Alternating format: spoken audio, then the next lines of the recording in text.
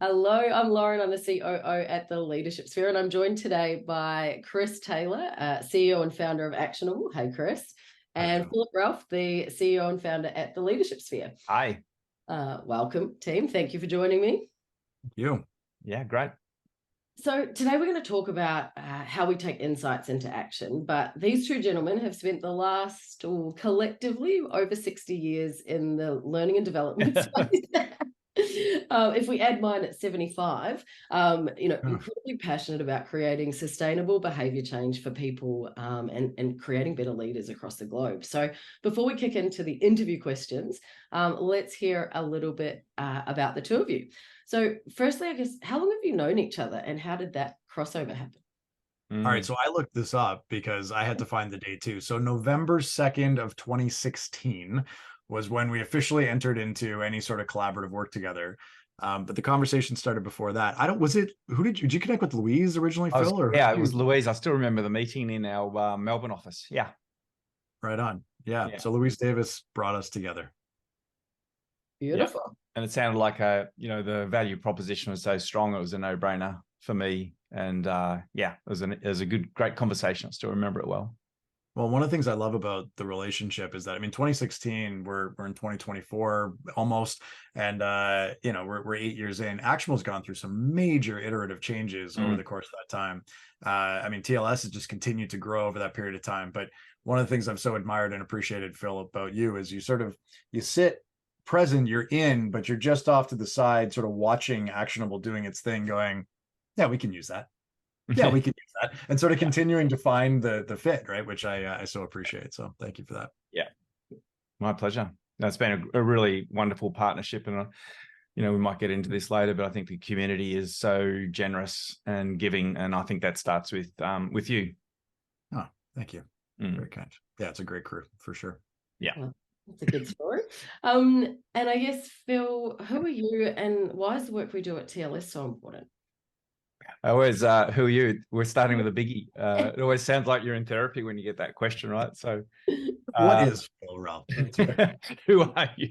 Who are you? No, it's a great question. I think, first and foremost, I think, that from a personal perspective, I'm a husband, partner, father, brother, son, grandfather as of the 4th of October last year.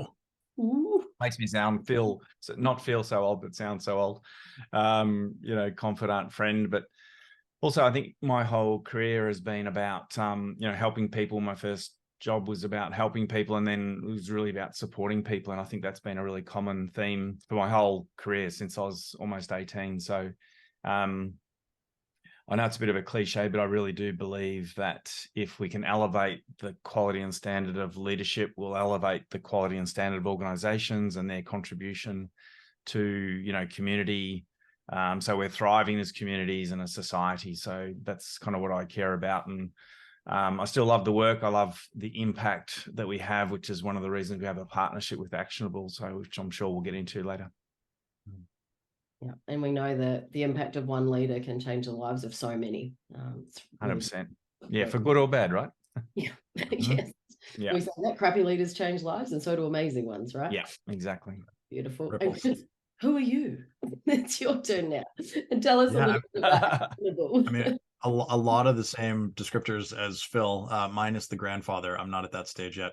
But it's my little dig. But yeah, no, I fathered to two growing and very active boys, husband to one amazing woman.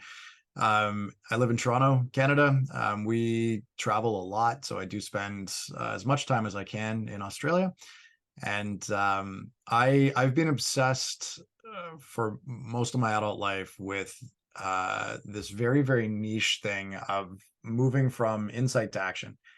How do we take something we learn and put it into practice? And my first sort of real business was a book summary service, but not a summary. It was about actionabilizing sort of the concepts from popular business books. How do you take, the hedgehog concept from good to great is fabulous and inspiring. So what? How do you use it to change your life? And so I've just been really obsessed with that. And through that, the nature of team relationships and dynamics, because most of us, if we're honest with ourselves, know that willpower only gets you so far in actually shifting behaviors. It's usually the ecosystem that you live in. And I loved hearing that, Phil, because on the surface, it's like TLS does leadership and Actionable does behavior change. But I think at the end of the day, and not so far beneath the surface, it's both. It's about community, right? It's about human connection, and it's about providing the tools, the systems to give people the space to grow.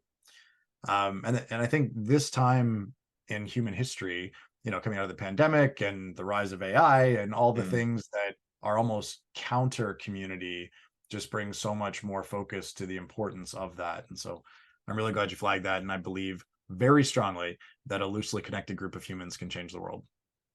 Yeah. And I think anything below that, Chris, it feels more like a training company. And with the greatest respect to those who train and upskill people around skills. But for me, leadership is such an important role, formally or informally. So, yeah. Yeah, 100%. That's, I get the same thing. I get my back up a little bit when people are like, so you run a technology company. I'm like, I mean, technically, but so much more than that, because it's about the humans. So, yeah. Beautiful. Now, we are not going to get through all of our questions. Absolutely. Or 3 of them. Yeah, because I'm going to throw a really big one on the table for you both. I guess, how do you ensure that what happens in a training room, in a classroom, when you've got an interaction with people, that the development is actually tangible and actionable and links to the organizational strategy and makes a difference? That's probably going to take us till the end of the interview. I might start with that one, because I actually love I love and hate that question at the same time. And the reason is I love it. I would love it $1 every time a group or a team has said, right at the start of a program, we want practical, tangible outcomes. And I think sometimes that's a proxy for not doing the work, right? That's, and I say, what does that look like? And, if you want to kind of also ran business meeting, why don't you just go back to work and you don't need to pay me to be here? So for me, yes, it has to be practical and tangible. But I think one of the things we do really well at TLS is to get people to understand the difference between performance and health, and know that the entry point to higher performance is actually working on health. So leadership, team and organizational health. And if we do that, then we're going to move to a higher level of performance. But we can't just move straight to tasky things, because we're just not going to get there. So if it's a strategy workshop, it may not feel like it probably isn't going to personally transform people. But if it's more of a leadership program or one of our kind of team programs, there's a chance that there's going to be some serious kind of recalibration of who we are and how we show up in the world. So we have to do the hard work first, I think, on ourselves. And of course, they have to be connected to business objectives, right? And that's where Actionable comes in terms of impact mapping, which I'm sure we'll get into. But leadership development can't occur in a vacuum, but it also can't be superficial. It's the deep work, right? I mean, it's it's the same thing. I get twitchy, apparently, at a couple things, but one of them is when Actionable is referred to as the habit tracker. Because to me, it makes it so superficial, where it's around task compliance, right? And I just to sort of piggyback off what Phil's describing there, it's the behavioral shifts more than the tactical shifts that lead to the lasting change, right? And I mean, I'm happy to share some practical things that we've seen. I appreciate you asked the question, Lauren, and then I talked quite esoterically. I didn't actually describe. So I'm a CEO of a company called Actionable. We help consulting firms like TLS to sustain and measure the behavior change impact of the programs that they drive. The reason I bring that up now is that we sit at the epicenter of several million data points now around employees in the workplace shifting behaviors as a result of learning events, learning interventions. And I use that term sort of as a catch-all, because again, I don't want to, the good work is the deep work. Far too often we see organizations putting too much content into the session, which doesn't give people enough time to actually go from I understand it cerebrally to I actually care about this and want to change.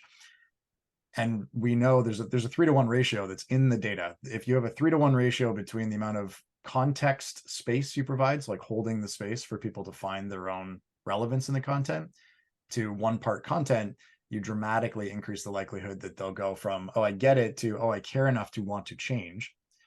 And this is why we love working with groups like TLS, is because you do this, right? Like you create the container for people to find the so what, and they get to that point of inspiration.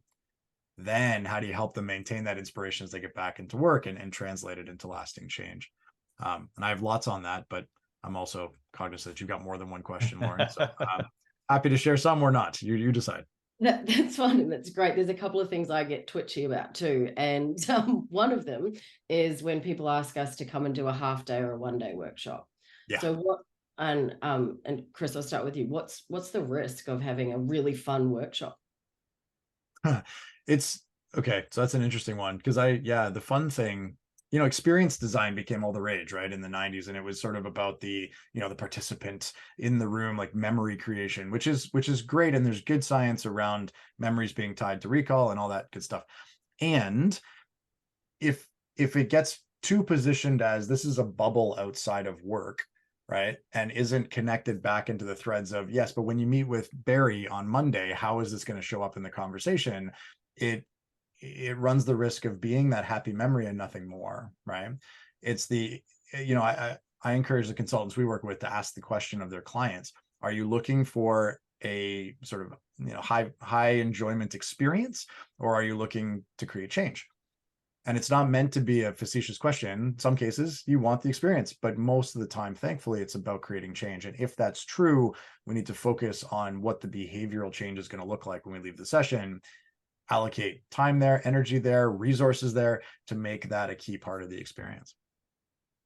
Yeah, I think I do use the same word, twitchy. I think there's a place for that, for the slap and giggles kind of workshop, go 10 pin bowling, do whatever you like, but don't replace meaningful development with that. It's an end. Yeah, beautiful. We know there's a couple of strategies that we use, if they do want the experience, it doesn't just have to be an experience. We can create outcomes with that as well. And I guess the age-old question in our space is, how do you prove return on investment? How do we prove that something has shifted? And obviously we use Actionable, we use surveys, we work hard because it's always, we'll prove what the change was when there's multiple factors that can impact the reason a group has shifted with their responsibilities, KPIs, achievements, culture. So how do we really measure the effectiveness of leadership development? I just saw a LinkedIn meme, because apparently memes are on LinkedIn now, and it said 100% of people who it said everyone who confuses correlation with causation dies. Give it a minute, it'll kick in for you.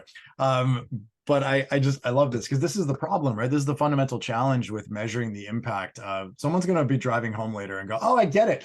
Anyway, it's the fundamental challenge with measuring the impact through what we refer to as lagging indicators, right? The KPIs, etc., is the time lag between the event itself and where it shows up on internal KPIs. If you think about, leadership, where let's pick one real tactical piece where it's getting into more effective delegation skills, let's just say, they need to digest it. They need to go back. They need to try a couple things, fall down. They need to sort of build the muscle through to conscious competence and then ultimately unconscious competence. And then it starts to impact the employees that work for them. And then those people's behavior shift. You could have 8-9 months between when the event took place and when it actually impacts. So it creates this big black hole, right, around, well, what's happening in between, and how do we link the event or the program or the session to the movement and KPI? What we do with Actionable is shine a light on that black hole in between by measuring the behavior, efforts, and change engaged in by the participant. So you can start to see intention on change, which makes it easier to link to the KPIs on the end. So it's really creating a bridge from the event to the KPIs. It's awesome insight. In fact, Phil said yesterday, I think it was, that he was connected with someone who works in an executive coaching capacity. He goes back a year later and doesn't invoice until 12 months later, because it's that lag. It doesn't happen tomorrow. It takes those actions and processing and applying as well. And sorry, Phil. No, that's right. Yeah, Marshall Goldsmith famously goes back a year later and says, hey, what value can you now place on the coaching? Rather than the kind of happy sheet, that we might do after a workshop, and pay me what you think I'm worth which I really like. So, and I think, part of the evaluation, just to answer your question around impact, I think all of the things we've talked about to date, but there's also some qualitative value. I know some of the things we've just gone back and interviewed people and said, hey, what's the value of what we've done together? And, organizations have said some amazing things, like, we busted our targets by $20 million because of the 2-day offsite you ran. I said, that's a big call. Tell me how that happened. And it's about clarity, right? And answering, some key strategic questions and getting aligned. And sure, it's a little bit of, finger in the air and which way is the wind blowing. But if the client is saying that made us $20 million, I'm willing to accept that as another data point as to the success of the program. So, yeah. I think where it gets interesting, use the Marshall's example on the individual coach, and then with an executive team, you're getting to there's a point where once you're impacting a larger and larger portion of the population, it gets harder to actually start to sort of attribute, right, to that event or that session. Because that's the thing I find fascinating about leadership development programs is, of course, it's, as we said at the beginning, it's the ripple effect to the people that report to them, and 2 or 3 or 4 layers further. So how do you attribute that back? And again, sometimes you don't need to, right? Because the client is saying, we don't need you to, we feel it's there, so we're good. The larger and more bureaucratic the organization is, or the more sort of sharp penciled the CFO is, there's that greater need, right, to show causality or at least correlation.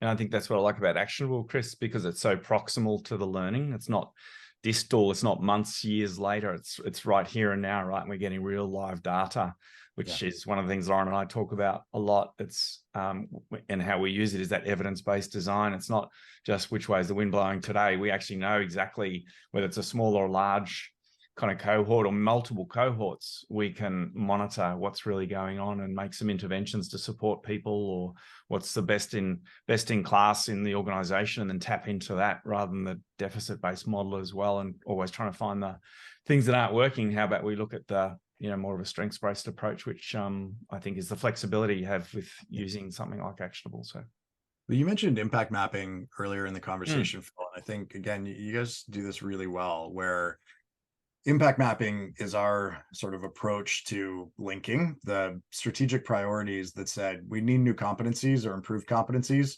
Therefore, we can either buy them or build them. We're going to build them. Therefore, we're going to hire TLS to do this leadership program. If you can sort of map out what are the strategic priorities that require a certain elevation of leadership, what are the behaviors, the leadership behaviors that move the needle on those competencies, and then which modules in the TLS library are specifically geared towards shifting those behaviors, that gives you a back of the napkin map on how the programming impacts the strategic priorities. Actionable, the technology is there to actually connect those dots, so you can see them in, as you say, that living dashboard around, this is going exactly the way we hoped, and here's some bright spots that we can double down on and really highlight to accelerate. And here's some areas that, they're sort of going off track, or they're not taking the exact behaviors we hoped they would. So we can now strategically do some coaching or what have you. And it's all the work that firms like TLS are already doing, connecting their programming to strategic priorities. Let's add that visibility layer and make it a little more real time, right? Faster feedback loops. Yeah. And the visibility and the data points, our clients are hungry for them, right? How do we see what's happening on the ground? So I guess a question, and Phil, I'll throw to you first. We've all been in classrooms or workshops, or, we've just had a 2-day offsite, and I've had so many light bulbs and things that I want to go back in action. What do you think are the main barriers for people from actually taking those light bulbs, that insight, that feeling that you go, I want to change all these things. I'm so inspired and excited by what I've learned. This makes practical sense to me. What do you think are the biggest barriers, and any tips on navigating that, actually going back and making behavior change? It's just a little question, I was going to say another tiny one, Lauren. Just a tiny little question, just to rumble with. I love the research that talks about, and I saw it many, many years ago, and I've seen it a couple of times since, that, people who have suffered a heart attack, 90% fail to make any lifestyle changes.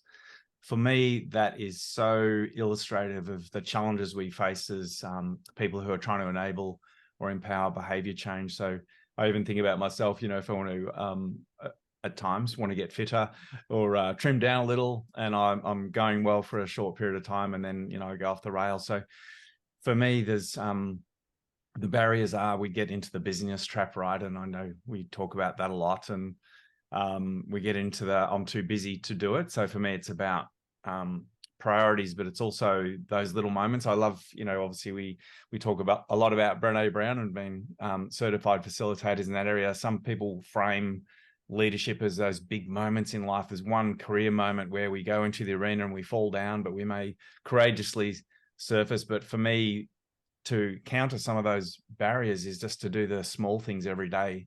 And for me, that makes a difference. And I really love, some of the thinking around just make it ridiculously simple to do things. And I think that way we can eliminate a lot of the barriers about I haven't got time or I haven't got this. And eventually it becomes part of who we are rather than just an outcome we're shooting for. I really like the metaphor about, smokers. I really like have we really owned the change we're trying to create in ourselves? And a smoker, someone who says, I'm trying to give up smoking, is still focusing on the outcome and hasn't yet internalized what they're trying to change. Someone who's trying to shift their identity would say something like, I'm an ex-smoker. And so there's so many layers to that question, but I think that's probably a good start, because I know Chris is going to have a view around this as well. But it's I think we're much better at that now, I think, as an organization, being able to support people to make those changes.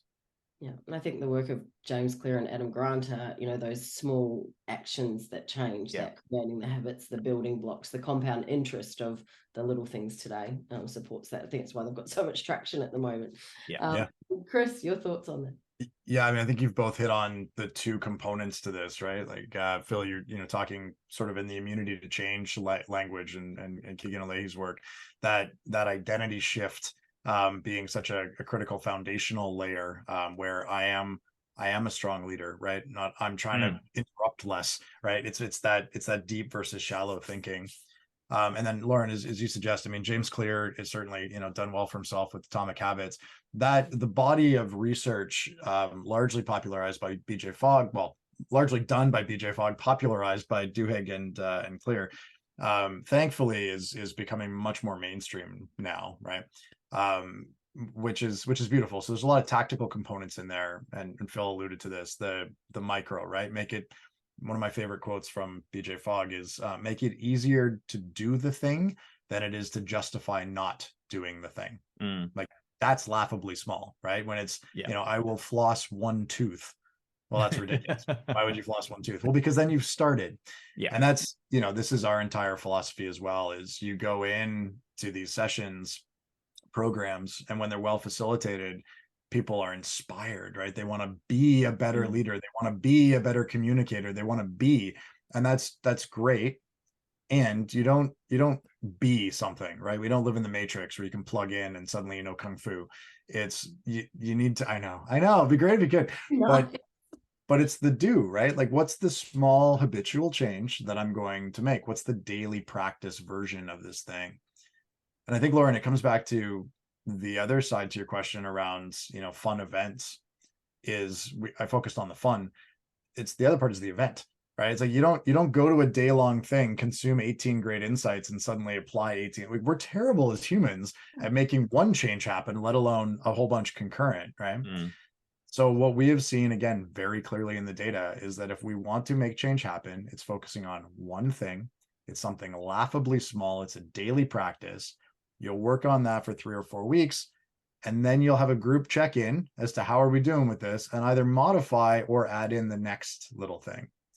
One consultant we worked with said, yeah, it's kind of like, someone who decides to put 9 women in a room because they want to have a baby in 1 month. Like, it's an interesting analogy. But I haven't heard that one before, Chris. I know, right? That was new. And I'm not taking credit for it. But it's that idea, like, yeah, there's a gestation period, no pun intended, for these things. It takes time to shift your identity, to shift your behaviors. You can't try to jam things in concurrently. It doesn't work. And on that, Chris, I think, and that goes back to the very first question you asked, Lauren, about, which I love and hate, because for me, results are a lag factor, lag indicator of all the little things we do beforehand. And I've been talking to organizations for a long time about this, that they say we want to focus on results. No, focus on the little things you need to do to get there. the results will come.